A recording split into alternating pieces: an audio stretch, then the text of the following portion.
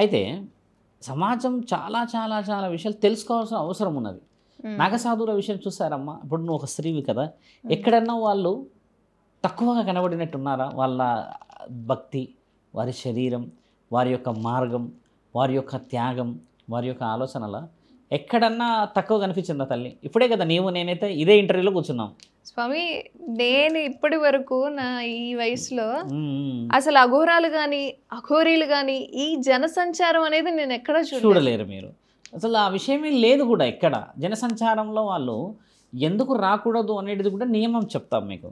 ఇప్పుడు ఒకప్పుడు మీరు అన్నట్టుగానే మీకు ఇప్పుడు చెప్పినట్టమ్మా, నాగసాధువుల ప్రయాణం అంతా జరిగాక ఇలా యుద్ధాలే జరుగుతూ జరుగుతూ జరుగుతూ జరుగుతూ వస్తూ ఉండే. అప్పుడు తర్వాత ఈ నాగసాధువులు అఘోరాలకి చాలా తేడా ఉంటుంది.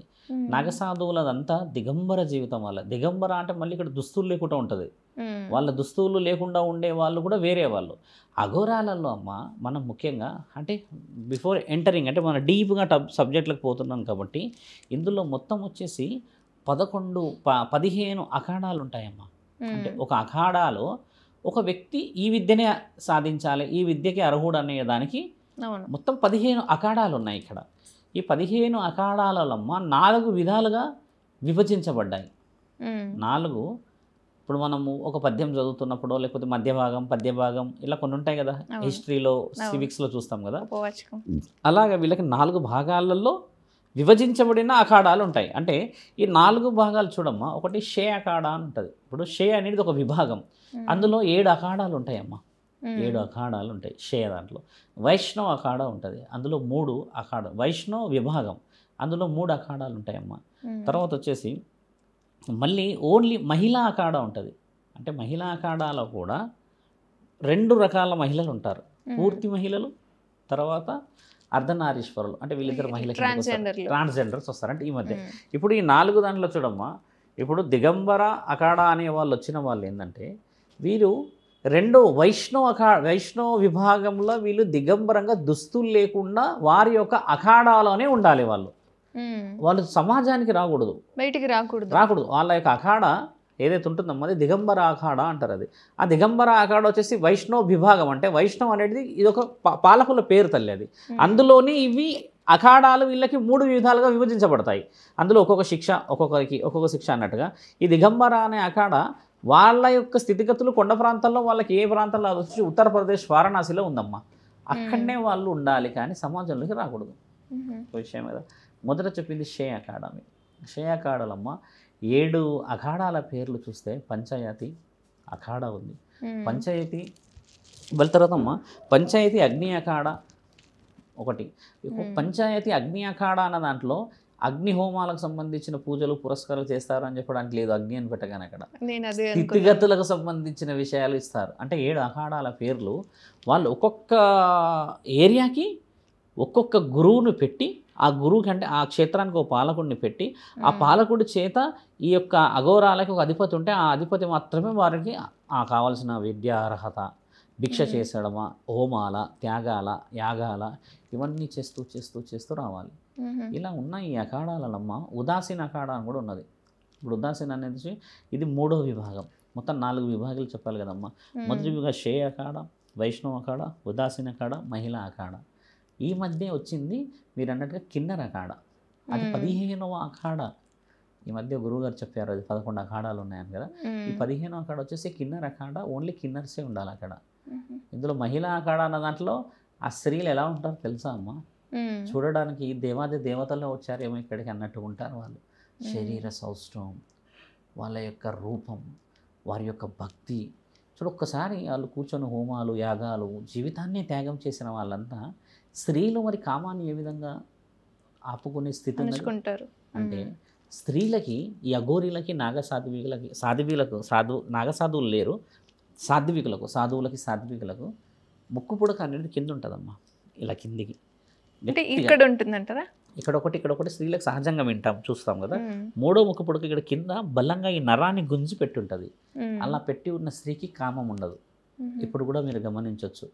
మీరు స్త్రీలు కాబట్టి ఎక్కువ శాతం చూస్తే ఈ స్మెల్ ద్వారా కామం పోతుంది స్త్రీలకి. అమ్మవార్లకు కూడా ఉంటుంది. అమ్మవార్లకు ఉంటుందంటే వారి స్థితులు వేరు, వాళ్ళ గతులు వేరు, వాళ్ళకి లక్షల రూపాలు. కొంతమంది ఊర్లో పెద్ద మనుషులకు చూస్తాం మనం, ముసలి వాళ్ళే, ఒక 55-60 ఏళ్ళ సంవత్సరాలు. కొంతమంది తమిళనాడు లాంటి ప్రాంతాల్లో యుక్త వయసులో ఉన్న స్త్రీలను కూడా చూస్తాం. అంటే వాళ్ళు పూర్తిగా భగవంతుని ఆధీనమో, లేకపోతే వాళ్ళు కొంచెం లోపల నుంచి వెరీ ప్రౌడ్ ఉంటారమ్మా.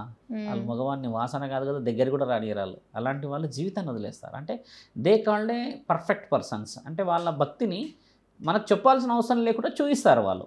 ఇలాంటివి ఉన్నాయి మార్గాలు. మగవాడికేమో ఆ నరాన్ని అక్కడ కట్ చేస్తారు, అడే కొడతారు. ఆడవాళ్ళకి ముక్కు పుడక పెడతారు తల్లి. ఇన్ని 15 అఖాడాలు ఏ విధంగా ఉన్నాయనేది చాలా తక్కువ మందికి తెలుసు కదా తల్లి. ఇప్పుడు మీరు అన్నట్టుగానే ఈ 15 అఖాడాలనే అఘోరాలు కూడా జీవితంలో ఓడిపోయి ఎన్నో విషయాలను కోల్పోయి వెన్నుపోట్లు, నమ్మక ద్రోహాలు అనుభవించిన వాళ్ళని శిక్ష ఇచ్చే అఖాడా కూడా ఉన్నది. వాళ్ళు నాగసాధువుల తర్వాత అఘోరాలు వచ్చారు. నాగసాధువులు కేవలం జీవితం మొత్తం త్యాగం కోసం వచ్చినారు వాళ్ళు. ఆ తర్వాత శిక్షలు ఇచ్చింది అఘోరాలకి. అఘోరాలకి ఎందుకు ఇచ్చారంటే అమ్మ, ఇందాక చెప్పాం కదా, 6 చెప్పాను కదమ్మా మీకు. కామం, తర్వాత కోపం, దుఃఖం, ఆనందం, స్వార్థం, వీటన్నిటికీ మించి సంసారం, ఇలాంటి అన్నిటిని వదిలిపెట్టేసి వచ్చిన వాళ్ళు మీరు అన్నట్టుగానే అఘోరం అవుతారు. ఇవన్నీ ఉన్నవాడు ఘోరమైన జీవితం గడపొచ్చాడు కదా, ఇవన్నీ లేని వాళ్ళు అఘోరం అవుతారు. వాళ్ళకి కూడా దుస్తులు ఉంటాయి. కొంతమంది నల్లటి దుస్తులు వేస్తారమ్మా, కొంతమంది పంచనే వేస్తారు. అంటే దుస్తులకి నియమ నిబంధనలు నల్ల అయి ఉండడానికి కూడా కారణం ఏంటంటే, మొత్తం ప్రపంచంలో ఏది చూసినామా నలుపు రంగుకు ఉన్న విలువ ఏంటంటే, ఇట్ ఈస్ కాల్డ్ ఎలా చెప్పొచ్చు, తెలుపు శాంతికి కదా, నలుపు అనేది ఏంటంటమ్మా శాశ్వతమైనది. ఎలా శాశ్వతమైనది అని చెప్పొచ్చు అంటే, ఈ నలుపు రంగు వేసుకున్న వ్యక్తికి ఆశ ఏముండదు, ఇంకా ఆశ ఏముండదు, జీరో. తెలుపు వేసిందంటే దాని మీద అది పడ్డదని ఇది పడ్డదని, లేకపోతే ఇంకా కేశఖండనాలని ఏదో రంగు కనబడుతుంది కదా, దీనిపైన ముఖ్యంగా కనబడదు. కాబట్టి వీళ్ళ జీవితాలు కొన్ని, అంటే దీనికి డీపెస్ట్ డిస్కషన్స్ చాలా ఉండవచ్చును. ఇప్పుడు మనకి తెలిసిన మా గురువుల నుంచి వచ్చిన విషయం మేము అడిగిన సందర్భం చెప్పిందో అది. అలా ఉన్నప్పుడమ్మా అఘోరాలు సమాజంలో ఏం చేయొచ్చు అంటే, వాళ్ళు క్షేత్రపాలకులై ఉండవచ్చు. నాగసాధువులు ఎక్కడున్నారు మనం వినడానికి ప్రకారం చూస్తే అమ్మ, వాళ్ళు భారతదేశ సరిహద్దుల్లో ఉంటారు. వాళ్ళు ముఖ్యంగా హిమాలయాలు, గౌహాటి, అంటే ఈ 12 క్షేత్రాలు ఉన్నాయి కదమ్మా, జ్యోతిర్లింగాల దగ్గరే ఉండాలి. కిందికి వచ్చిన తర్వాత అఘోరాలు క్షేత్రంలో ఉండాలి. క్షేత్రంలో ఉండి ఏం చేయాలి? పూజలు, హోమాలు, మహాయాగాలు చేయాలి. ఒకప్పుడు అఘోరాలు కూడా క్షేత్రంలో ఉండకపోయేవాళ్ళు, నాగసాధువులు కూడా ఉండకపోయేవాళ్ళు. సమాజంలోకి వచ్చి ఎక్కడ అన్యాయం జరిగితే అక్కడ తల తీసి ఆ ఇంటి ముందు పెట్టిపోవడం వాళ్ళ డ్యూటీ. అదే ఉండే. అంటే ఇప్పుడు అఘోరి నాగసాధు అందుకే వచ్చిందంటారు. దేవుడికి అంత సీన్ లేదు, ఈవిడకి తల వేసుకుని తల దూసుకునేదే లేదు అక్కడ. మీరు దోష నడిచి చూసారా, త్రిశూలం పెట్టుకొని నడుస్తుంటే అవతల వ్యక్తికి వణుకు పుట్టాలమ్మా. త్రిశూలాన్ని పట్టుకొని పోయే పద్ధతి, నడిచే పద్ధతి, ఇవన్నీ గమనించాలి. మీరు అఖాడాల పేరు విన్నారంతే, 15 అని కదా, ఒకసారి అఖాడాలకు వెళ్తే తెలుస్తుంది. కొంతమంది 14 అంటున్నారు, లేదు 15 అఖాడాలు. 14 అనడానికి లేదు, ముమ్మాటికి 14 లేవు, 11 లేవు, 15 అఖాడాలు. అందులో 4 విభాగాలు. మొదటి అఖాడాలో షై అఖాడాలో 7, షై విభాగంలో 7 అఖాడాలు, వైష్ణవ అఖాడాలలో 3, తర్వాత ఉదాసీన్లో 3, తర్వాత మహిళా అఖాడాలో 2. ఎన్నైనాయి తల్లి? 7, 3, 3, 13, 15. ఈ లీగల్గా ఉన్నాయిగా. ఇంకా నాకు ఒక్కొక్క అఖాడ ఎక్కడుంది, ఒక్కొక్క అఖాడాల వివరణ అయ్యింది, గురువుల యొక్క స్థితిగతులతో పాటు నాకు తెలుసు. కాకపోతే ఏంటంటే నేను సమాజానికి అంత వివరణ అవసరం లేదు. ఎందుకంటే ఇక్కడ మనది ఏముందంటే అమ్మ, కళ్ళు తొంగి చూసిరండి అంటే మొత్తం ఇంట్లో పోయి కూర్చొని వస్తారు వాళ్ళు, వచ్చిన సమస్య అది. కాబట్టి ఎంతవరకు వీళ్ళకి విషయం తెలియాలి అఘోరాలని, తర్వాత మన యొక్క సంస్కృతిని తక్కువ అంచనా ఇస్తున్న వాళ్ళకి చెప్తున్నాను నేను, ఎలా లేదు అని. ఇప్పుడు మీరు అన్న ఒక వ్యక్తి త్రిశూలం పట్టుకొని వచ్చేసి లేపేయడానికి వచ్చిన ఆవిడని మరి ఎందుకు కూర్చోబెట్టారు అక్కడ? న్యాయం ధర్మంని కనిపెట్టగలుగుతామా లేదా? భవతి భిక్షాందేహి అని అంటే అమ్మ, వాడు ఎంత కఠిన ఆత్ముడైనా 1 రూపాయో లేకపోతే ఒక పండు పలహారమో ఇస్తాం మనం, అదే లాక్కుంటే ఇస్తామా?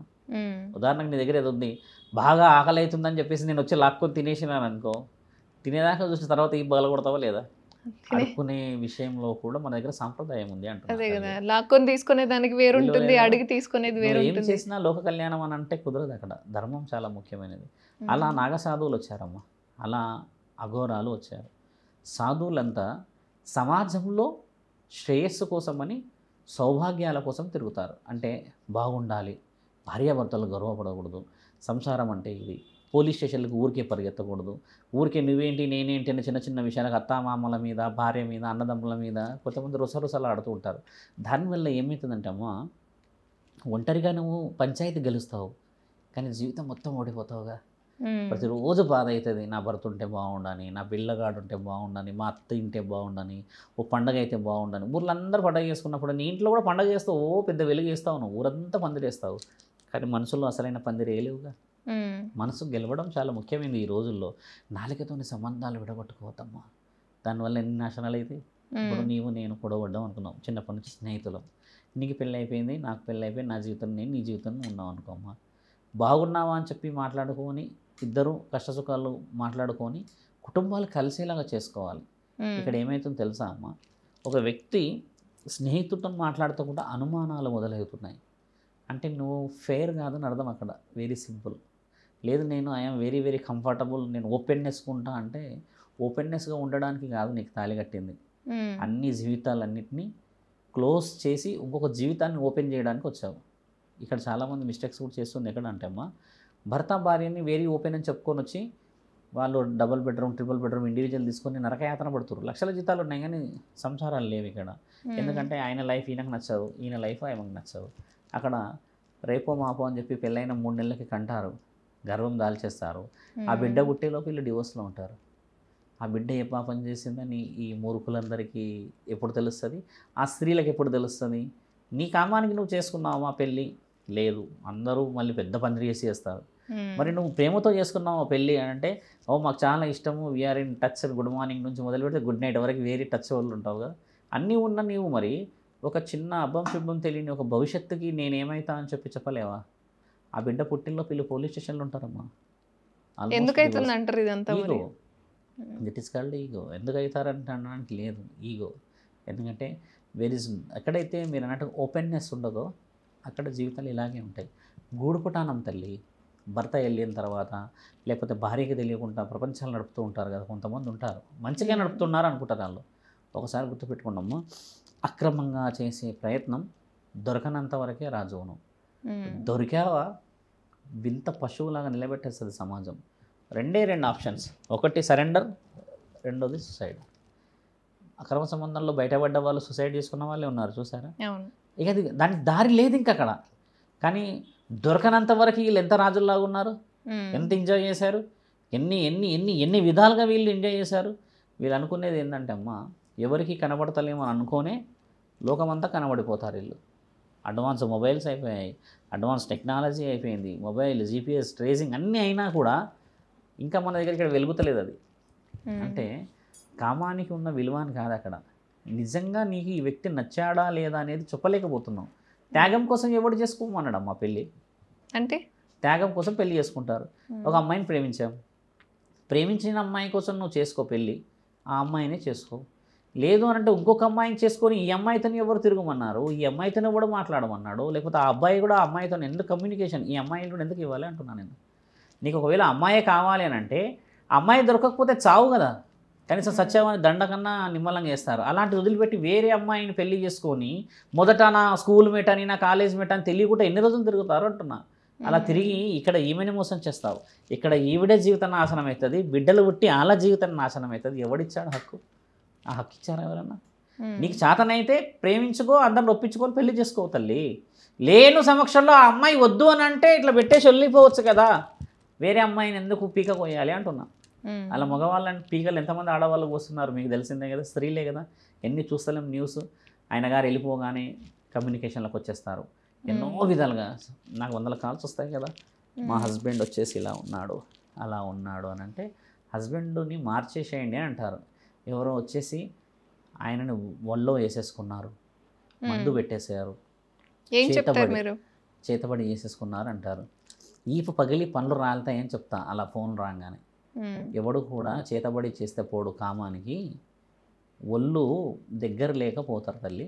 నువ్వేం చేస్తున్నావు అని అడుగుతా. నీ మొగుడు ఎక్కడ పోతున్నాడు, నీ మొగుడు ఎవరితో మాట్లాడుతున్నాడు అని చెప్పి అడుగుతా. అదే మగవాళ్ళు చెప్తే ఇదే నా మొగతనం అని చెప్తాను.